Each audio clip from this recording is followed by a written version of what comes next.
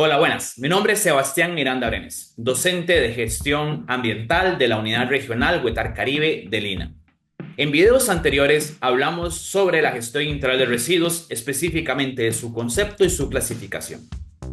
En este video estaremos conversando sobre la cantidad de residuos que se genera en Costa Rica diariamente y sobre la importancia de hacer un buen manejo de estos dado a sus impactos. Cuando entendemos la cantidad de residuos que se producen en Costa Rica, vemos que son muchísimos. Más de 10.000 toneladas de residuos por día se producen en nuestro país. Esto es preocupante, porque esto es un dato estimado. No tenemos una cifra exacta cuantificada por una métrica a nivel nacional. En algunos casos se habla de menos cantidad, en otras se habla de más cantidad, pero cuando uno saca algunos datos puede determinar este estimado. Más de 10 millones de kilogramos de residuos por día en nuestro país. Pueden ser mucho más. Esto debemos entenderlo, que nosotros como individuos, nosotros como personas, tenemos casi la mitad de la responsabilidad del problema. Pues como podemos ver en el lado inferior de la imagen, en nuestras casas se producen aproximadamente 4.500 toneladas por día. O sea, aproximadamente más de 1 kilogramo de residuos por persona por día, como se ve en la parte superior. Eso también va a variar dependiendo a dónde viva. Si yo vivo en una zona urbana, como en gran área metropolitana, es muy probable que generemos más de 1,8 kilogramos de residuos por día. Si yo vivo en una zona rural, alejada de estos cascos urbanos, puedo generar de 1 a 1,2 kilogramos de residuos por día. En promedio, andamos por 1,2, 1,5. El punto es de que tenemos ya una cifra para saber nuestro impacto y además nuestra responsabilidad. La otra cantidad de residuos, o sea, casi el 55% de los residuos se producen en el comercio, en las industrias, en las instituciones. Por tanto, tenemos que comprender de que son muchísima cantidad de residuos que pueden evitarse, ya que como vemos a la derecha, más del 90% de todos estos materiales de desecho son aprovechables. ¿Por qué tanto? Bueno, si vemos la composición de nuestros residuos, podemos determinar que más del 58% de todo lo que generamos es materia orgánica. Esto es todo un tema, porque cuando entendemos de que la materia orgánica se descompone rápidamente, entendemos de que es la responsable de que nosotros sacamos nuestras bolsas y en un par de horas, por el sol, por el clima, la humedad, ese material ya comienza a generar malos olores, comienza a generar lixiviados. Cuando el camión los recolecta, generalmente cuando ya van descompuestos, y los compactos, genera ese líquido hediondo que nosotros podemos ver, oler, percibir, y nos incomoda muchísimo. Además, la materia orgánica, al ser fuente de comida para todos los insectos, para todos los seres, es un gran atractivo para que se generen vectores, o sea, especies que pueden transmitir enfermedades. La presencia de materia orgánica en nuestras bolsas va a promover la generación de moscas, de cucarachas, o que vengan ratas y ratones, que vengan sopilotes, que vengan perros, gatos, ¿verdad? Destruyen las bolsas, esparzan esos residuos y comenzamos a generar un problema de acumulación de materiales y de que nuestras comunidades se vean cada vez más feas, más desagradables. Un deterioro del paisaje. Dado lo contrario, si nosotros separamos nuestra materia orgánica y le damos un tratamiento adecuado que puede hacer a través del compostaje, esta materia se puede transformar en abono. Esta materia puede ser utilizada posteriormente de transformarla en este fertilizante en nuestros cultivos, en nuestras plantas, en nuestros jardines, y ser aprovechada y así eliminar casi el 60% del problema. así eliminar los malos olores de nuestras aceras, así eliminar los lixiviados de los camiones, así eliminar las moscas que se producen por la acumulación de estos materiales, así eliminar la propagación de cucarachas, ratas, ratones y otros vectores que pueden llegar a enfermarnos. Entonces, la separación de la materia orgánica es muy importante en la gestión de los residuos porque es la cantidad más voluminosa de materiales que vamos a generar. Esto se genera tanto en nuestras casas como en nuestros lugares de trabajo, en los comercios, en las industrias, porque todas las personas ahí consumimos alimento, cocinamos, producimos residuos orgánicos que generalmente mezclamos y no separamos, ¿verdad? Entonces, esto es muy importante de entender. En segundo lugar, en volumen de generación tenemos al papel y al cartón. Un 21% de todo lo que nosotros generamos es papel o cartón. El papel y el cartón, primero hay que entender de que es un material biodegradable. Segundo, es un material valioso, puesto que viene de los árboles. Y si yo desecho papel y cartón, estoy promoviendo la destrucción de áreas forestales, la destrucción de bosques, la tala, etc.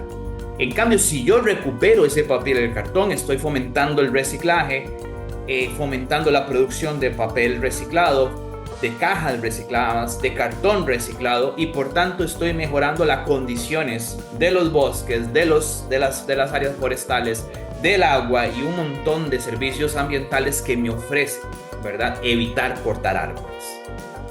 Además de eso, más del 80% de todo el papel y el cartón que generamos se puede aprovechar, se puede mandar a reciclar, se puede reutilizar, se le puede dar otro uso. Y esto permite de que si nosotros separamos el papel y el cartón, podemos eliminar el volumen de residuos que estamos lanzando a nuestros rellenos sanitarios o que estamos lanzando a nuestras calles. Entonces, si yo sumo materia orgánica más papel y cartón, separándolos para aprovecharlos, estoy hablando de que ya puedo sacar de la corriente de los residuos ordinarios más del 80% de los residuos que genero. Posteriormente, podemos hablar del plástico. Si ustedes ven, el plástico está en tercer lugar en generación de residuos. 11% aproximadamente de nuestros residuos son plásticos. Sin embargo, el volumen, si lo vemos, es bastante.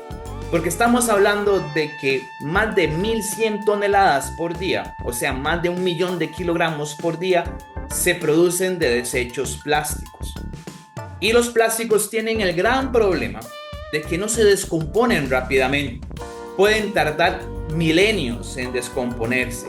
Y su proceso de descomposición generalmente es a través de la fragmentación. ¿Qué quiere decir esto? Que el plástico, la degradación va a hacerse en partículas cada vez más pequeñas. Y ya hemos determinado a nivel del mundo, a nivel científico y a nivel costarricense, la presencia ya de microplásticos y de nanoplásticos que están ingresando a nuestro cuerpo, que están ingresando a los cuerpos de agua, que están ingresando a los mares, que están ingresando a otros seres no humanos y está afectando su salud. Sin embargo, ¿verdad? A nivel macro, tenemos un gran problema de acumulación. Porque lamentablemente, al no descomponerse o al descomponerse, ¿verdad? O degradarse muy lentamente, estos materiales van a tardar años en la naturaleza. Y si vemos, ¿verdad? Nuestra forma de disponer los residuos, entendemos del por qué tenemos un problema tan grave. Dado que el 30% de estos residuos llegan a sitios inadecuados. Sitios como aceras, alcantarillas, lotes baldíos, ríos, mares, entre otros. Entonces, cuando tengo más de 300 toneladas por día acumulándose en sitios inadecuados, entendemos de que el problema se va a ir sumando año con año, hasta formar islas como las que ya tenemos a nivel mundial en el Pacífico o en el Caribe o en el Atlántico. conocidas como las islas de plástico, que por los movimientos de convección de las corrientes marinas van acumulando estos residuos y montones de especies están siendo afectadas. Aves, peces, cetáceos, anfibios que viven en estos lugares van a ser afectados completamente, ¿verdad? Dado que comen plástico, dado que están en contacto con aditivos o sustancias tóxicas provenientes de estos materiales. Entonces los plásticos llegan a ser un problema muy grande, principalmente por su acumulación. E irónicamente, el plástico primero proviene de un elemento no renovable, que es el petróleo. La mayoría de plástico se produce a partir de monómeros extraídos del petróleo. Segundo, es un material de muchísima calidad. Es un material sólido, resistente, liviano, no peligroso, que puede ser usado para transportar cualquier cantidad de sustancias, que es un material fácil para embalar, es un material que puede durar muchísimo tiempo con nosotros. Y aún así, nuestro sistema productivo nos ha hecho creer de que es basura, de que es un material que se debe desechar a un solo uso o a los pocos usos. Y eso está provocando que se acumule gran cantidad de materiales. Y como vemos en la parte de abajo de la imagen, lamentablemente cerca del 5% de todos los materiales reciclables que se generan en el país se llegan a aprovechar, se llegan a recuperar para aprovecharse. Creo que esta cifra ha aumentado un poco en los últimos años gracias a la Estrategia Nacional de Reciclaje y ya rondamos cerca del 9%. Sin embargo, sigue siendo una cantidad muy baja de materiales que llegan a recuperarse para ser ingresados nuevamente a procesos productivos. Posteriormente tenemos el vidrio y los metales. Los metales se producen en un 2%, el vidrio en 1%. Materiales 100% aprovechables, materiales 100% reciclables, que pueden ser utilizados constantemente dentro de los procesos productivos. Que no hay necesidad de sacar materia virgen nueva constantemente para producir más materiales. Y podemos estar dentro de una economía circular, dentro de un proceso circular de aprovechamiento de este tipo de materiales. Así que si sumamos la materia orgánica con un 58%, el papel y el cartón con un 21%, el plástico con un 11%, los metales con un 2% y el vidrio con un 1%, nos suma que el 93% de los materiales se pueden aprovechar. El 93% de los materiales pueden salir de la corriente de generación de los residuos ordinarios para disposición final y ser aprovechados de alguna manera. Quiere decir que de las 10.000 toneladas diarias que producimos en Costa Rica, cerca de 9.300 toneladas por día podrían ser aprovechadas de alguna manera. Y solamente el 7% aproximadamente, entre un 10 y 5%, pongámosle un rango, de un 10 a un 5%, se consideran materiales no aprovechables. Por ejemplo, todavía no están haciendo aprovechables los pañales, las toallas femeninas, el papel ya muy sucio, muy engrasado, algunos artefactos, algunos materiales que no hay forma de recuperarlos o sacarle algún provecho industrial. Pero si vemos, son muy pocos. Solamente aproximadamente 700 toneladas por día es lo que debería de llegar a nivel nacional a los rellenos sanitarios, que es la forma menos impactante que tenemos hasta el momento de manejar finalmente nuestros residuos. Sin embargo, si vemos qué cantidad de residuos, por ejemplo, llegan al relleno sanitario de Acerrí, estamos hablando de más de 2.500 toneladas de residuos por día. Por ejemplo, en la Carpio se recibían más de 3.000. Por ejemplo, en Limón se reciben más de 320 toneladas por día. Y muchos de estos todavía, porque muchas municipalidades todavía, como Pocosí, comunidades alejadas de la GAM, manejan sus residuos en botaderos semicontrolados, vertederos, ¿verdad?, que no llevan todas las condiciones de seguridad ambiental que deberían de llevar. Entonces, tenemos una problemática muy grande que crece, una problemática muy grande exponencialmente compleja, que depende de las personas, que depende de las empresas, que depende de los comercios, que depende de los productores y de los generadores, que depende de las municipalidades, que depende de cuestiones económicas y políticas, que depende de cuestiones culturales, porque nuestros hábitos hablan mucho de cómo manejamos nuestros residuos. Así que tenemos un problema, tenemos una situación que es responsabilidad de todos nosotros y nosotras como ciudadanos para darle un manejo adecuado. Si entendemos las consecuencias, podemos entender la dimensión de eso. Hablamos de que ya más del 80% de las aves marinas en todo el planeta tiene plástico acumulado en su estómago.